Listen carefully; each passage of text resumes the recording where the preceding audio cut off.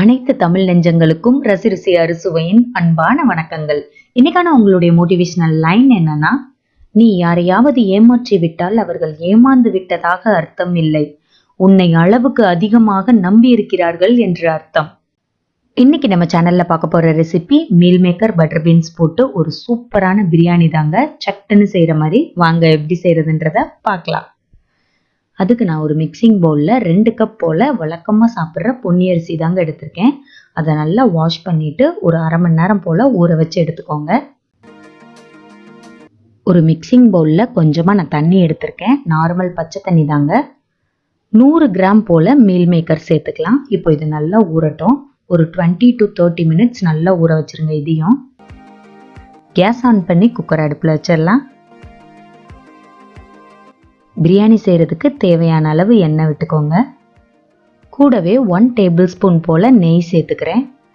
கேஸை மிதமான தீயில் இருக்கிற மாதிரி பார்த்துக்கோங்க. எண்ணெய் நல்லா சூடாயிருச்சு.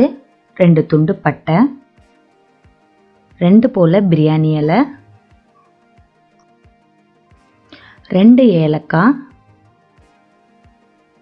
2 அன்னாசி பூ, அரை டீஸ்பூன் போல் சோம்பு, கூடவே 3 போல் பச்சை மிளகாயை இந்த மாதிரி கீறிட்டு சேர்த்துக்கோங்க. 1 டீஸ்பூன் போல் கரம் மசாலா சேர்த்துக்கிறேன்.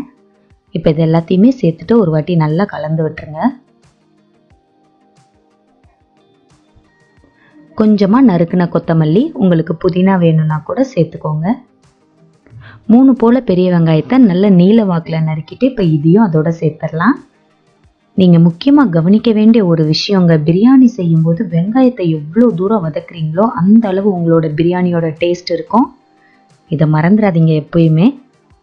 வெங்காயம் வதங்குறதுக்கு கொஞ்சமாக உப்பு சேர்த்துக்கிறேன். பாருங்கள், வெங்காயம் இந்த அளவு வதங்கிடணுங்க. 1 டேபிள் ஸ்பூன் போல் இஞ்சி பூண்டு பேஸ்ட், 2 மீடியம் சைஸ் தக்காளியை நேராக கட் பண்ணிவிட்டு அதையும் அதோட சேர்த்துக்கலாம். இப்போ இந்த இஞ்சி பூண்டையும் வெங்காயத்தையும் நல்லா மேஷ் ஆகுற அளவு, தக்காளி இருக்கிற இடமே தெரியாத அளவு நல்லா வதக்கிக்கோங்க. இப்போ தக்காளி எல்லாமே நல்லா வதங்கிருச்சு. 4 டேபிள் ஸ்பூன் போல் பிரியாணி பவுடர் சேர்த்துக்கலாம். உங்களோட காரத்துக்கு ஏற்ப சேர்த்துக்கோங்க. அரை கப் போல் கெட்டியான தயிர் சேர்த்துக்கிறேன். இதோ சரியாக 1 நிமிஷம் மட்டும் நல்லா வதக்கிக்கோங்க. நான் 250 கிராம் பட்டர் பீன்ஸ் எடுத்திருக்கேன். இதை வேக வைக்கலைங்க, அப்படியே பச்சையாக தான் சேர்க்குறேன். உள்ளே சேர்த்துக்கலாம். ஊற வச்சுருந்த மீல் மேக்கரை என்னோட ஹஸ்பண்ட் தான் பிழிஞ்சிட்ருக்காங்க. நல்லா அதில் இருந்த தண்ணி எல்லாமே நல்லா ட்ரை பண்ணிவிட்டு கட் பண்ணி சேர்க்குறதுனால சேர்த்துக்கலாம், இல்லை அப்படின்னா அப்படியே சேர்த்துக்கலாம். நான் அப்படியே தான் சேர்க்குறேன் இன்றைக்கி. ஒரு 5 நிமிஷம் போல் நல்லா அந்த மசாலாலாம் பிடிக்கிற மாதிரி வதக்கி விட்டுக்கோங்க. சப்போஸ் உங்களுக்கு பட்டர் பீன்ஸ் கிடைக்கல அப்படின்னா வெறும் மீல் மேக்கர் வச்சு ட்ரை பண்ணுங்கள். உப்பு தேவையான அளவு. 2 கப் அரிசிக்கு நான் நார்மல் பொன்னி அரிசி எடுத்ததுனால 1 கப் அரிசிக்கு எப்பயுமே நான் 2.5 கப் தண்ணி வைப்பேன். ஸோ 2 கப் அரிசி எடுத்ததுனால 5 கப் தண்ணி வச்சுக்கிறேங்க. தண்ணி நல்லா நுர கட்டிருச்சுங்க. கொதிச்சு வர்ற ஸ்டேஜில் நம்ம அரிசியை உள்ளே சேர்த்துடலாம். கூடவே அரை எலுமிச்சம்பழத்தோட சாறு. உங்களுக்கு உப்பு தேவைன்னா இந்த ஸ்டேஜில் சேர்த்துக்கோங்க. இப்போ இதெல்லாத்தையுமே நல்லா கலந்து விட்டு குக்கர் மூடி வச்சிடலாம். நான் சரியாக 3 விசில் விடுவேங்க. நீங்கள் எவ்வளோ விசில் விடுவீங்களோ விட்டு எடுத்துக்கோங்க.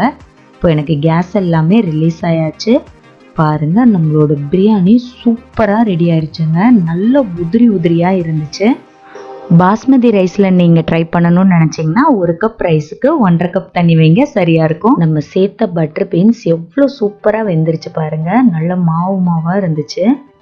இன்றைக்கி எங்கள் வீட்டில் lunch butter beans meal maker போட்ட பிரியாணி, பட்டர் பீன்ஸ் உருளைக்கிழங்கு சேர்த்துட்டு கல்யாண வீட்டிலலாம் வைப்பாங்கள்ல அந்த கூட்டு. கண்டிப்பாக நான் அடுத்தடுத்து வர்ற வீடியோவில் உங்களுக்கு இதுவும் எப்படி செய்கிறதுன்றதை அப்லோட் பண்ணுறேன். அது கூடவே raita. Butter beans meal maker biryani அப்படியே ஒரு நான்வெஜ் சாப்பிட்ட ஃபீல் கொடுத்துச்சுங்க. அவ்வளோ டேஸ்ட்டாக இருந்துச்சு. உங்களோட விரத நாட்களில் கூட நீங்கள் இந்த மாதிரி வெஜ் ரெசிபி வச்சு நான்வெஜ் மாதிரி டேஸ்ட்டாக செஞ்சு சாப்பிட்லாம். கண்டிப்பாக நீங்களும் உங்கள் வீட்டில் ட்ரை பண்ணி பார்த்துட்டு மறக்காமல் உங்களோட கமெண்ட்ஸ் என்ன அப்படின்றத எனக்கு பதிவு பண்ணுங்கள். நம்ம சேனல் உங்களுக்கு பிடிச்சா மட்டும் சப்ஸ்கிரைப் பண்ணுங்கள். அனைத்து தமிழ் நெஞ்சங்களுக்கும் ரசி அறுசுவையின் மனமார்ந்த நன்றிகள்.